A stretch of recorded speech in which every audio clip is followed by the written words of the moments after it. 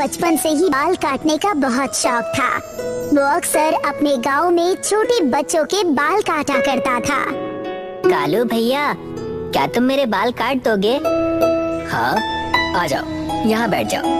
रोहित एक पत्थर पर बैठता है और उसके बाल काटना शुरू करता है। लो भाई, कट गए तुम्हारे बाल। शरीर पर कुछ बाल गिर गए हैं, उन्हें झाड़ लो।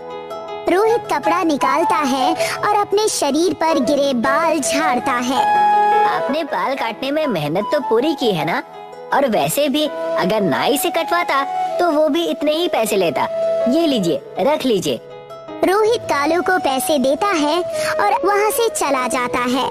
रास्ते में उसको उसका एक दोस्त टिंकू मिलता है। अरे रोहित, बाजार गए थे क्या? नहीं तो, क्यों?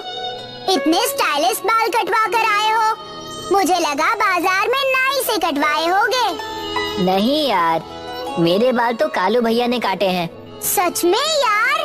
मेरे बाल भी बड़े हो गए हैं और बाजार जाने के लिए समय ही नहीं मिल पा रहा। मैं भी कटवा लूं क्या उनसे बाल? हाँ हाँ, क्यों नहीं। टिंकू कालू से बाल कटवाने के लिए चला जाता है। कालू टिंकू के बाल भी अच्छे से काटता है। अब इसी तरह से कालू गांव में बहुत से लोगों के बाल काटने लगा और उससे कुछ पैसे भी कमाने लगा। पर इसी बीच घर की स्थिति ठीक न होने की वजह से कालू नौकरी करने के लिए शहर जाता है। गांव में तो लोगों के बाल काटकर थोड़े बहुत पैसे कमा लिया करता था, पर यहाँ तो कोई अच्छा काम ढूंढना पड़ेगा। कालू बहुत ढूंढता है पर उसको नौकरी नहीं मिलती और वो बहुत निराश हो जाता है। सोचकर आया था कि शहर आकर कोई अच्छी सी नौकरी करूंगा, लेकिन यहाँ तो कुछ और ही माहौल है। लगता है अब यहाँ भी बाल ही काटने पड़ेंगे। कालू एक नाई की दुकान पर जाता है और वहाँ पर नौकरी के लिए बात करता है। जी, मैं गांव से यहाँ काम की तलाश में आया हूँ। क्या मुझे आपकी दुकान पर नौकरी मिल सकती है? नहीं, मैं खुद ही बाल काटता हूँ। अगर तुम्हें काम चाहिए तो मेरी दुकान पर सफाई का काम कर सकते हो, पर मैं इसके लिए तुम्हें पैसे नहीं दूंगा, बल्कि बाल काटना सिखाऊंगा। पर मुझे बाल काटना आता है। ये शहर है, तुमने गांव के लोगों के बाल काटे होंगे। यहाँ ऐसा नहीं चलेगा, पहले तुम्हें सीखना ही होगा। गांव हो या शहर, बाल ही तो काटने हैं। आप चाहें तो एक बार मुझसे किसी ग्राहक के बाल कटवा कर देख सकते हैं।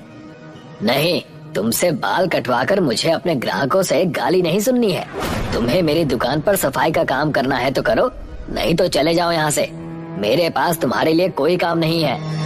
कालू को नाई की ये बात बहुत बुरी लगती है और वो उसकी दुकान से चला जाता है। अब कालू सड़क के किनारे एक अपनी दुकान लगाने की सोचता है। वो गांव से लाए हुए पैसों से एक नई कैंची, एक कंघी, उस्तरा, शीशा और एक कुर्सी और कुछ जरूरत के सामान खरीदता है। सामान तो ले आया, अब ग्राहक कैसे लाऊं? कालू आवाज लगाकर ग्राहकों को अपने पास बुलाता है।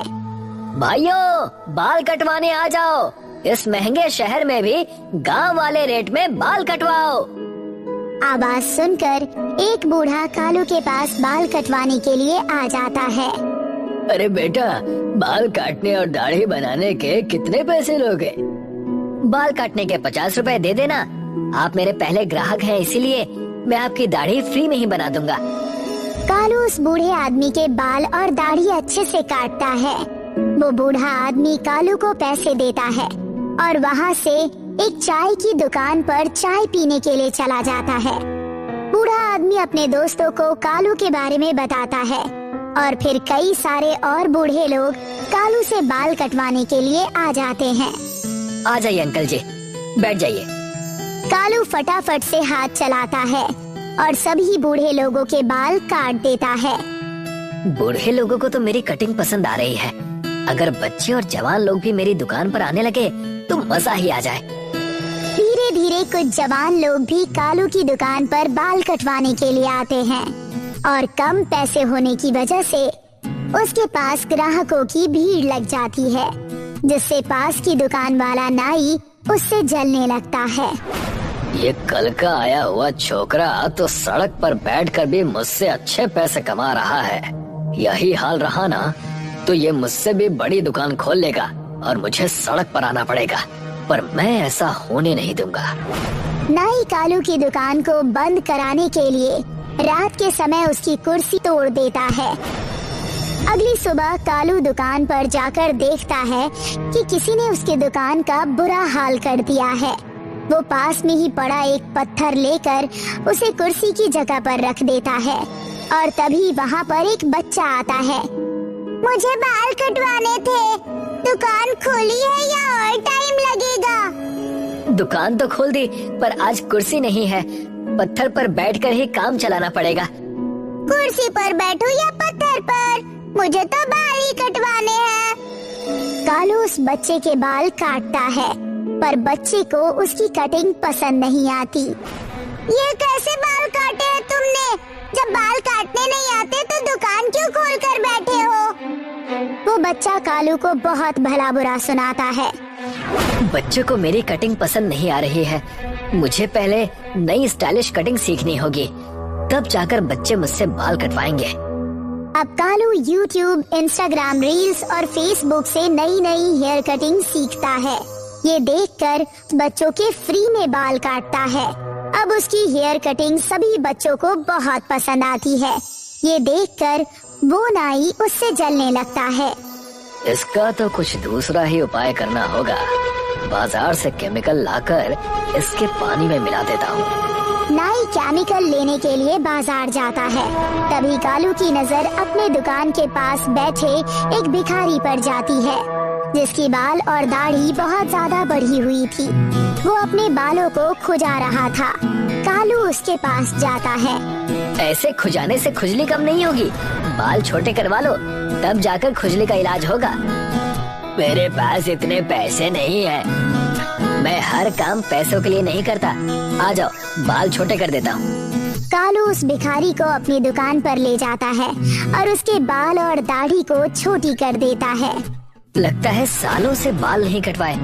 हाँ, जब से मेरा परिवार एक सड़क दुर्घटना में मर गया, अब तो इस दुनिया में मेरा कोई भी नहीं है। बस अपने बेटे और बीवी को याद करता हूँ। मैं भी तो आपके बेटे जैसा हूँ ना। आज से खुद को कभी भी अकेला मत समझिएगा। वैसे आप काम क्या करते थे?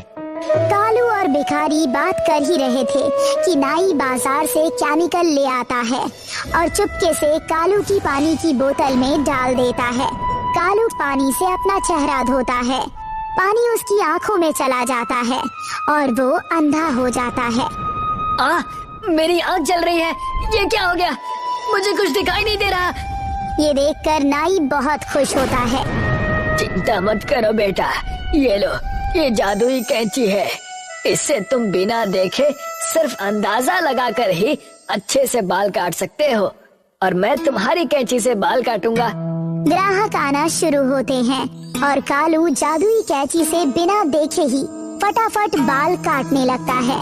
भिखारी भी कालू की कैंची से ग्राहकों के बाल काटने लगता है। ये कैंची तो सच में जादुई है। ये आपके पास कहाँ से आई? मैं पहले एक नाई ही था और ये कैंची मुझे मेरे पिताजी ने दी थी। कालू और भिखारी दोनों मिलकर बहुत सारे ग्राहकों के बाल काटते हैं और उससे मिले पैसों से कालू अपनी आँखों का इलाज करवाता है। अब कालू के पास जादुई कैंची है। वो उससे बहुत सारे पैसे कमाता है और उस नाई की दुकान के सामने ही एक बड़ा सा सैलून खोलता है।